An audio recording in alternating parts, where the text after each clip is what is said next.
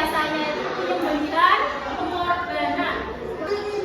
Nah, saya pernah ingat nggak awal mula kisah kurban? Pernah. Nah, iya. Awal mula kurban itu salah satu nabi yang sampai usianya lansia itu belum dikaruniai seorang anak, namanya itu Nabi Ibrahim. Ya, namanya itu Nabi Ibrahim. Lalu Nabi Ibrahim itu berdoa kepada Allah untuk dikaruniai seorang anak yang soleh. Nabi Ibrahim itu berdoa, ya Allah, ya Tuhanku, anugerahkanlah kepadaku seorang anak-anak yang soleh. Lalu Nabi Ibrahim dikaruniai seorang anak dan diberi nama Ismail. Kemudian sewaktu Nabi Ismail mencapai usia remaja, Nabi Ibrahim itu bermimpi. Nabi Ibrahim itu bermimpi untuk menyembelih putranya yang bernama Nabi Ismail. Dalam mimpinya itu Nabi Ibrahim disuruh menyembelih putranya.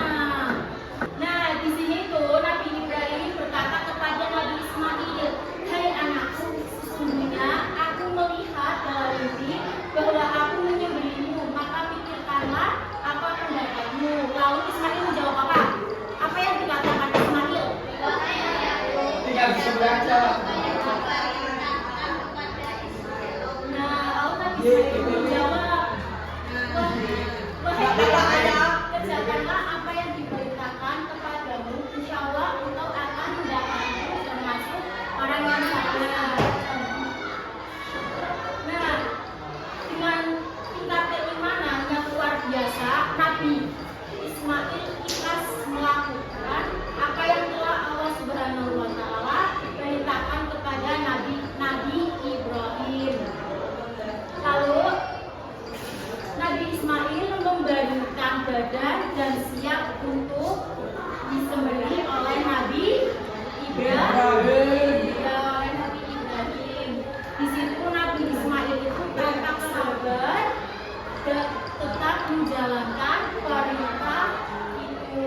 Ketika Nabi Ibrahim akan membaringkan pedangnya, Allah itu menggantikan Nabi Ismail dengan sembelihan besar, yakni berupa domba jantan dari surga yang berwarna putih, bermata bagus dan bertanduk.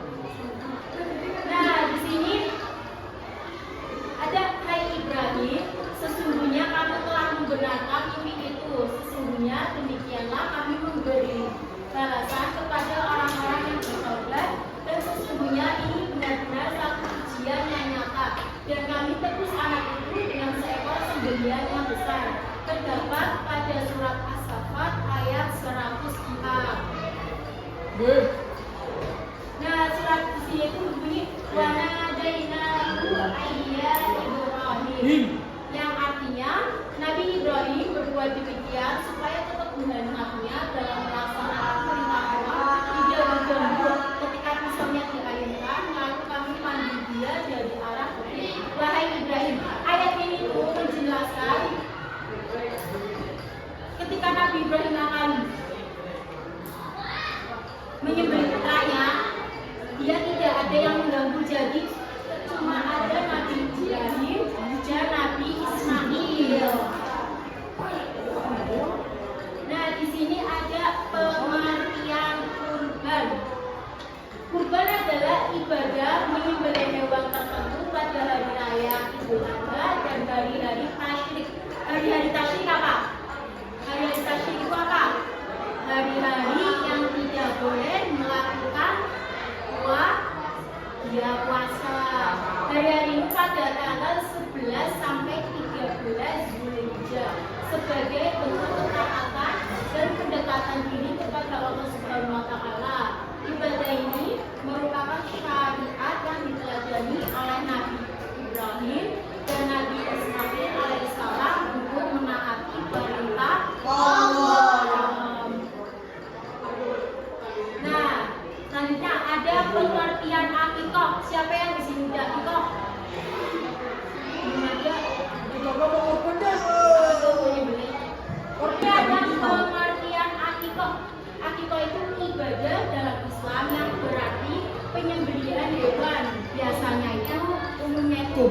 kambing atau domba sebagai rasa syukur atas kelahiran seorang anak. Ibadah itu atau akikah itu dilakukan ketika 7 hari kelahiran anak atau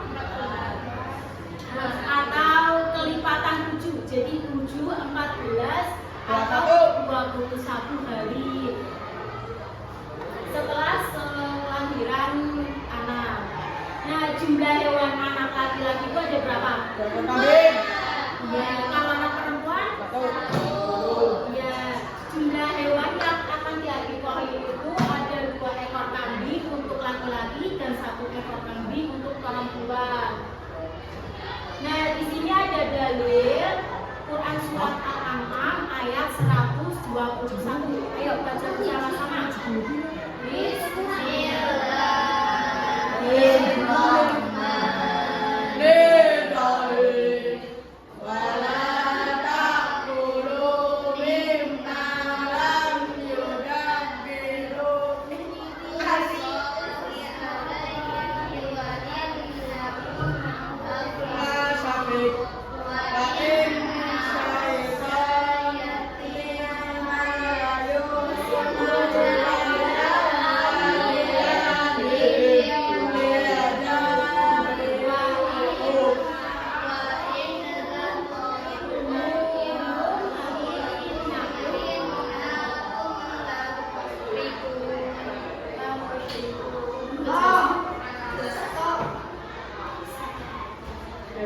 Yang artinya itu, dan janganlah kamu memakan binatang-binatang yang tidak disebut nama Allah ketika menyembelihnya. Sesungguhnya perbuatan yang semacam itu adalah kefasikan.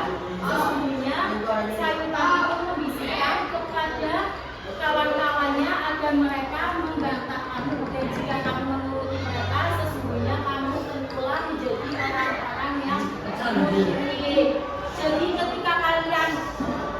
Jadi ketika kalian menyembelih hewan, terus hewan itu pas menyembelih tidak membaca nama Allah, itu hukumnya haram.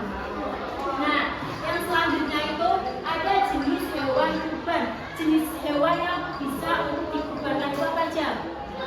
Kambing, domba, sapi, terus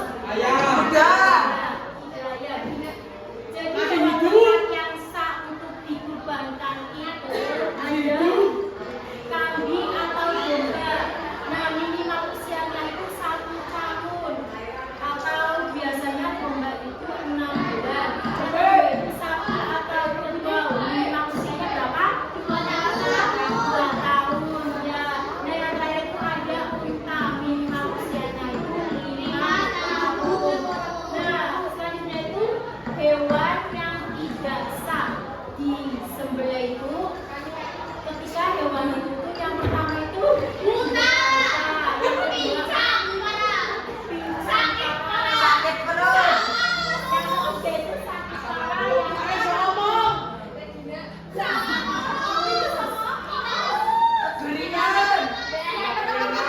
hewan yang tidak sah disembelih itu ketika hewan itu buta atau tidak bisa melihat, itu nggak boleh disembelih. Yang kedua itu pincang parah, jadi hewan itu kakinya harus 4. Harus 4, tidak boleh 3. Ada kedua. Apa? Lah kalau 2 gimana? Kanguru. Udah bisa lihat. Yang ketiga itu sakit parah. Hewan kalau sakit itu tidak sah kalau disembelih atau untuk berkurban. Jadi hewannya itu harus yang nggak sakit, yang sehat, pintar. Yang keempat itu sangat kurus. Jadi hewan yang kurus itu nggak boleh untuk berkurban. Iya, hewan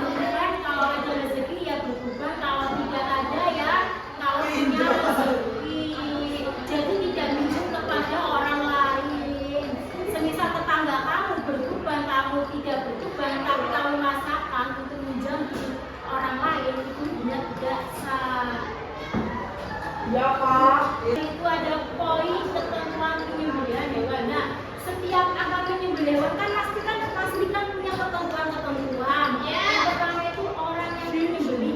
Orang yang menyembelih itu juga harus memiliki ketentuan, tidak sembarangan orang. Yang pertama itu beragama Islam atau ahli kitab. Orang yang menyembelih itu harus memiliki beragama Islam. Atau ahli kitab di sini itu seperti Pak Ustadz atau Pak Kiai. Yang kedua itu berakal, memiliki akal yang sehat, tidak gila. Yang ketiga itu tamis itu apa? Tahu. Tamis itu apa? Tidak tahu Kak. Mana membedakan mana yang benar dan mana yang salah. Yang keempat itu menyembelih dengan sengaja dan dalam keadaan sadar. Jadi orang yang akan menyembelih hewan itu harus dalam keadaan sadar, tidak sedang gila, tidak sedang mabuk, tidak sedang Tidur. Ya. Sedang pingsan. Yang kelima itu menyebut nama Allah ketika menyembelih. Jadi orang yang akan menyembelih hewan itu harus menyebut nama Allah. Semisal basmalah, bismillahirrahmanirrahim, atau doa. Itu ada doanya sendiri. Yang kedua itu hewan yang akan disembelih. Hewan yang akan disembelih itu yang pertama dalam keadaan masih hidup. Jadi ketika kalian akan menyembelih hewannya itu masih dalam keadaan masih hidup dan sehat, tidak kecil-kecil. Misal tidak kecil-kecil tapi kayak langsung disembelih aja.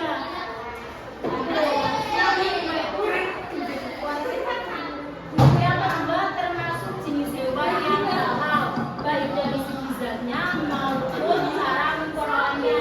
Jadi hewan yang akan dikurbankan atau disembelih itu harus halal. Cara memperolehnya bukan dari hasil mencuri.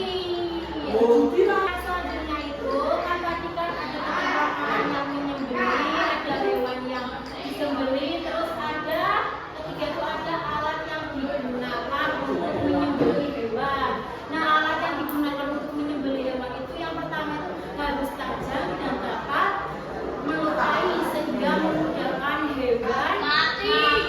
Jadi alatnya itu atau misalnya itu harus tajam, misalnya itu terbuat dari besi, baja atau bambu yang tajam. Yang kedua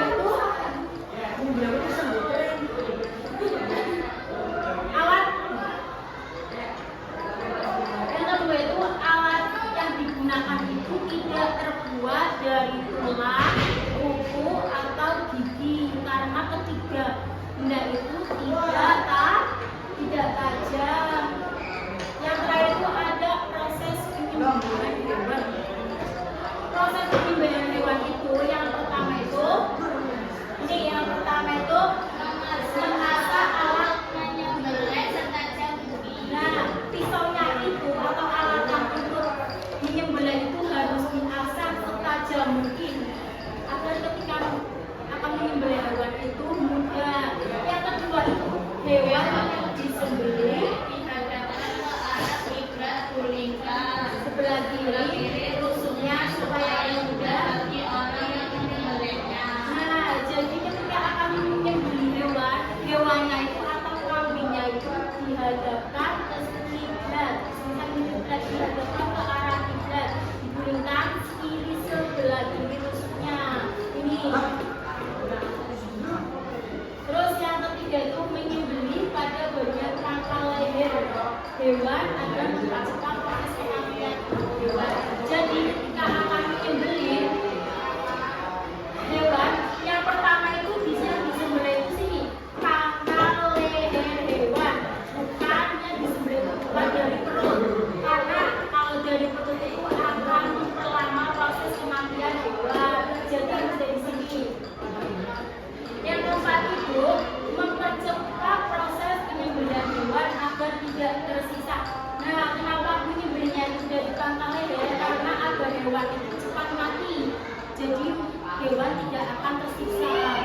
Langsung satu kolokan. Bismillahirrahmanirrahim. Hewan akan mati karena di sini itu nabi.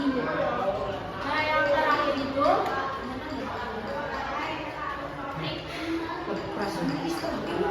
ada ini.